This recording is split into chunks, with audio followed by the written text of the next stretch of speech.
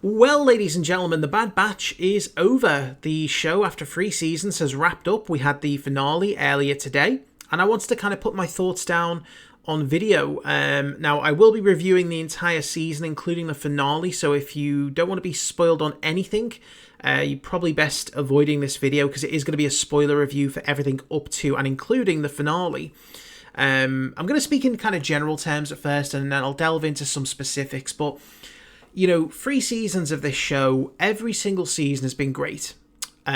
Season 3 has been, very entertaining. I enjoyed it. I feel like it's the weakest of the 3 seasons, but that's not to say it's been bad. I just feel like, in terms of its story focus, it's been a bit all over the place. Now, what it has done really well is really brought to the forefront the character development. And by the end of the finale, you felt like the character development had really paid off. The first 2 seasons, we've had some really great moments, but the way they've built the characters, which again, I think is fantastic considering the fact that these are all supposed to be essentially clones of the same person. But the beautiful thing about this show and the Clone Wars is that they do such a great job at differentiating everyone in small ways, big ways. But, by the time you finish up a show like The Clone Wars or The Bad Batch, you can really pinpoint the individual qualities for each character. And yes, I guess The Bad Batch are a bit of an exception because they are truly unique amongst clones. But it's even more so after the 3 seasons that we've spent with them. And I have loved the journey that they've all been on. Some have had more development than others. Crosshair, I think, quite clearly has been a huge focus of story development in the 3 seasons. And his character arc is one of the most, rewarding that I think I've seen, certainly in the Star Wars space. And by the end of the show, him being just as much of a devoted father to Omega as the rest is quite an achievement in storytelling. So season 3 really does peak with its, character progression and its character development. The story itself is relatively small scale compared to other things that we've had, which isn't a bad thing. It means that it's been able to be quite laser focused on, a specific arc, and it has all been about rescuing Omega, keeping her safe, rescuing her again when she got kidnapped again, but just trying to find refuge, trying to break free of the Imperial, kind of grip that is slowly overtaking the galaxy. And, by the end, we see that they do get their happy ending, which I was very surprised by. I think when we saw the trailers for this show a few months back, and I made a video commenting on it, that I thought this was going to be like the darkest season yet. And the first few episodes seem to kind of lean into that, way of thinking. But as time has gone on, and certainly with the finale, it turns out actually that it wasn't all that dark and depressing. Everyone except for, Tech and if we can count Crosshair's hand, they all got the ending I think they deserved. Which, definitely defied my expectations. Would I have liked to have seen a bit of a darker ending? Maybe. I'm not complaining, but I think just because my expectations were like that, it caught me off guard a little bit. And, but I'm never going to begrudge characters that I've connected with, surviving and thriving. And, there was enough kind of destruction in that finale that you didn't need any kind of big sacrifice. The thing that I would say is that, by not having any member of the Bad Batch die in this season, it puts more focus on Tech and the fact that he was the one to be killed off. And that kind of rubs me a little bit the wrong way. I was never happy with Tech's death at the time it happened because it felt like he'd been set up to be the fall guy. They finally gave him some character developments, teased a potential relationship with Fee, and then suddenly killed him off. And of course, all through this season, we've had this kind of hidden hope that he might be one of the assassin clones and he's not really dead. And as it turns out, no, he's dead. He's very dead. And again, it's not that I say they shouldn't kill characters off. I certainly think that, characters should be in danger and that deaths can have a huge impact on the story. But I just felt like by having him be the sole death, it I don't know, it just kind of felt a bit like he'd been picked out, and, his death had been more, I don't know how quite to describe it, but it just felt more painful.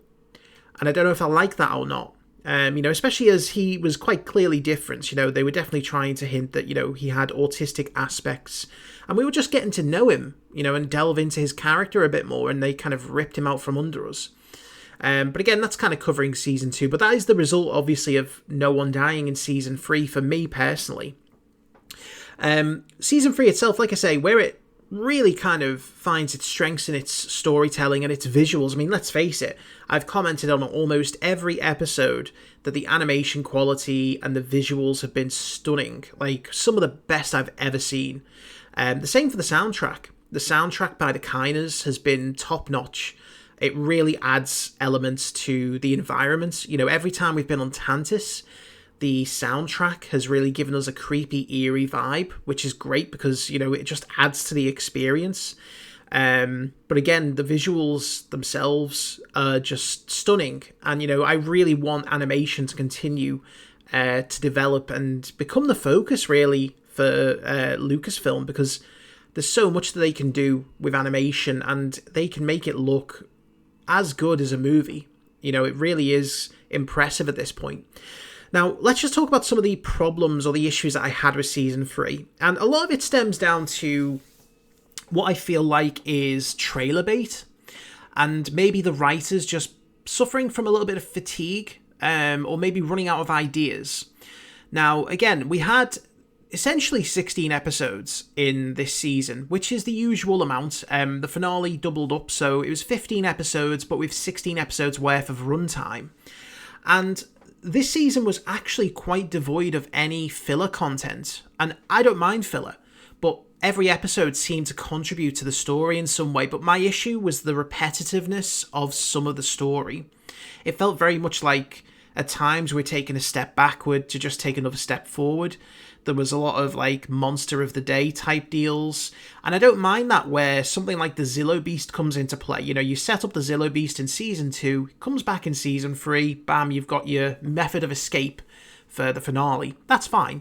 But there was a few instances where I just felt like, okay, this is quite predictable. This is quite routine, should I say, and I know what to expect. I wasn't a huge fan of Omega escaping just to get captured again, because it felt again a bit repetitive, and it felt almost as if like the writers didn't quite know how to position the middle of the season. It's like it started really strong, ended really strong. The middle of the season, it seemed to just waver a little bit, and they didn't really know what to do with it.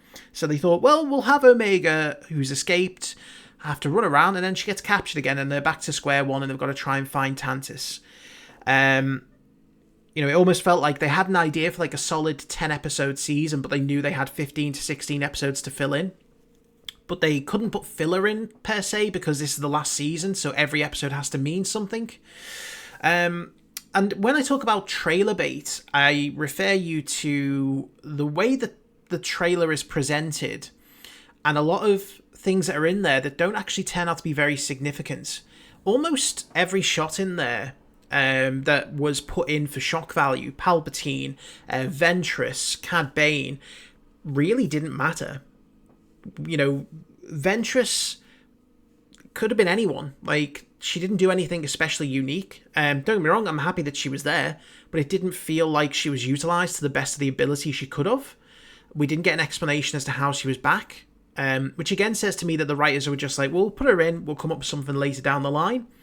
Palpatine shows up, and it's always great when Ian McDiarmid, shows up as Palpatine. But again, it just kind of felt like he was there just to remind us that, yeah, this is the Empire. And he didn't really have an effect on the story outside of just being able to put him into the trailer to be like, oh, look at this, season 3 is going to be exciting. And, that scene as well where he's in that red room with the Sith carved like floor and the modules that were all popping out. We're all sat there thinking there's going to be a Jedi in there, and we never find out. We never find out what's in there, what that room is. Like, we see the vault, we see the kids, being used to test blood, but we never actually get to see what Palpatine was looking at in the vault. And there was definitely something there. It was definitely a separate room. It was in the vault itself. It's just never referenced back. It's not the commandos because they're outside of the vault. The kids are in a separate area, and the floor had a very distinct pattern, and, you know, those chambers were very distinct as well. So, again, it's hard to say. If this wasn't the end of the show, I wouldn't be making a point of it because, you know, there'd be potential for it to come back.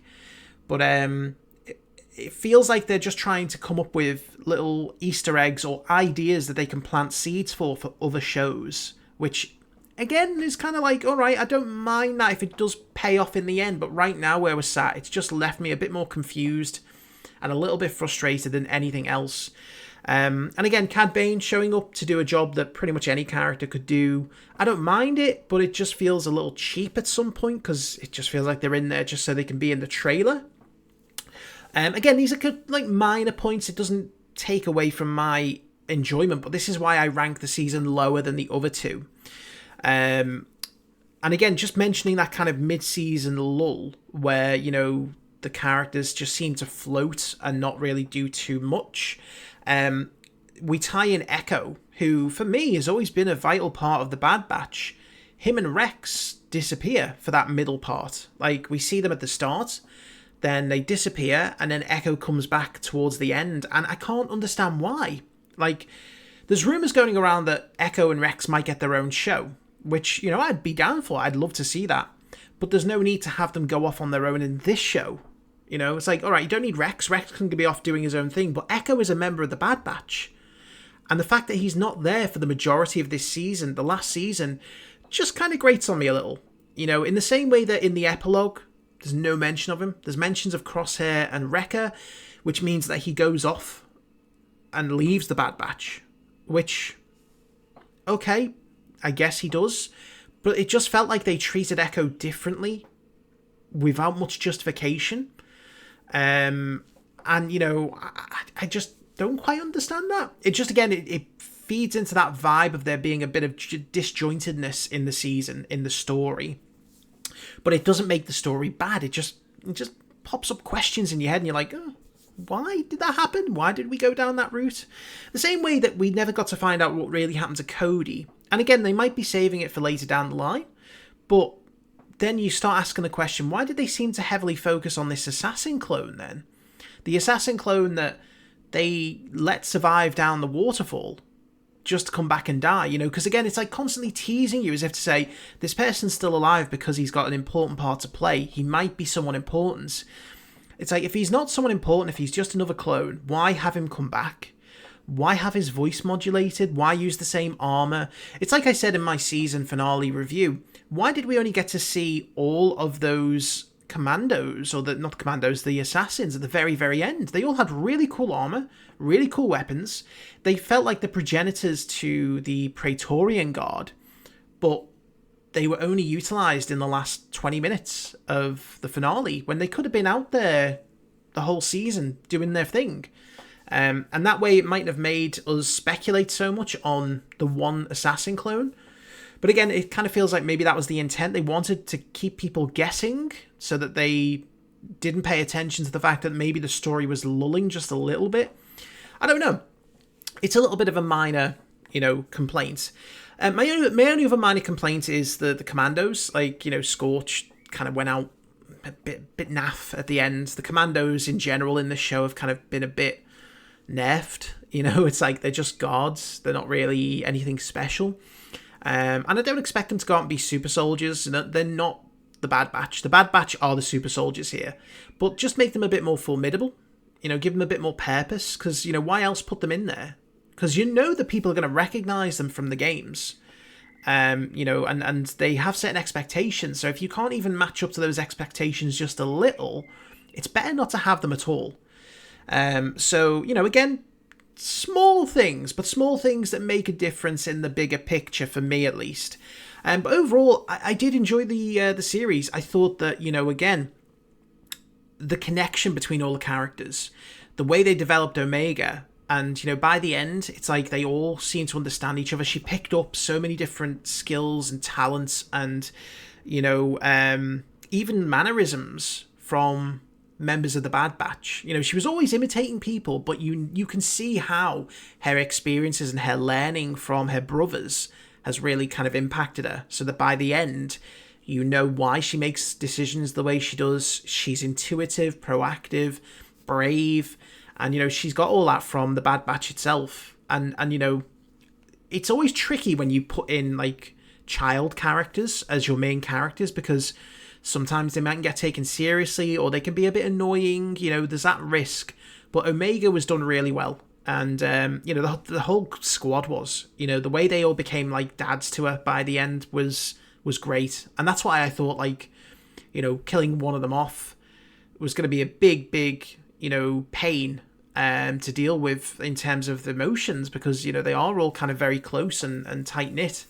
But I think that's maybe why, as I mentioned, Tech has been a bit more painful now, because he is the only one. He's the odd one out. He's the one that got left out, and I don't like the idea of Tech being the odd one out and not getting what he deserves, basically, is what I'm trying to come at. In terms of the villains of this season as well, you know, Hemlock, really, really good villain. Just cold, professional. You know, what you expect the Imperials to be. You know, the problem for me with the likes of the First Order is that they always seem to be irrationally angry. And, you know, it's like villains don't need to be screaming. They don't need to be shouting about how evil they are. They just need to be cold and calculating, doing their job, and kind of, you know, ignoring the empathy that someone normal might feel. You know, that's what a good villain to me should, you know, look like. You know, the Stormtroopers again were just kind of there, which was fine. You know, they're just continuing to slowly implement them more and more. We're starting to see more and more the Imperial design. You know, we saw a Star Destroyer by the end, which was great. I love the idea that Tarkin gets first dibs on a Star Destroyer, because he is, you know, at this point, other than Vader, he's probably top dog in the Empire under the Emperor. And, you know, again, I guess that we did get a bit of a mini clone rebellion at the very end. I kind of wanted, coming into this season, I wanted it to be a clone rebellion. I wanted it to be like, okay, we've had 2 seasons of the clones being treated like shit, and the Bad Batch have been the focus of that. And now, you know, the clones are starting to wake up to the fact that they're not just being replaced, they're being picked off.